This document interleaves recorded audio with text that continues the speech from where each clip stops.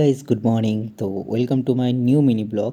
আর আমি চলে এসেছি বাড়ি, আর সকাল সকাল উঠেই দেখি টমি শুয়ে রয়েছিল। আর তারপরে আমি করে নিলাম ব্রাশ, আর তারপরে অনেকদিন পর চলে এলো মায়ের হাতে চা আর তার সঙ্গে বিস্কুট। তো দারুণ ওয়েদারটা জমে গেল। তারপরে আমি চান মান করে এসেছিলাম, আর আজকেও ছিল প্রচুর বৃষ্টি। তার মধ্যে দেখি বাবা গিয়ে আবার গাছপালা ঠিক করছে, মানে গাছ ঠিক করছে। আর তারপরে দেখি যে ওই দিকটা প্রচুর মানে সাদা হয়ে রয়েছে একবারে পুরো, আর চারিদিকে প্রচুর ঝড় বৃষ্টি হচ্ছে। তো তারপরে আমি বললাম কিছু ভালো কিছু হবে খাবার দাবার। তারপরে দেখি ডাল, পটল ভাজা, তারপর উচ্ছে আলু ভাতে, এটা আমার খুবই ফেভারিট, খুবই ভালো লাগে। আর তারপরে ওই খাবার দেখে আমি চলে গেলাম টমিকে জ্বালাতে। জ্বালাতন করার পরে আমি আবার চলে এলাম হচ্ছে আমার মেডেলগুলো দেখতে, মানে অনেক দিন পর দেখছি আর খুবই ভালো লাগছে।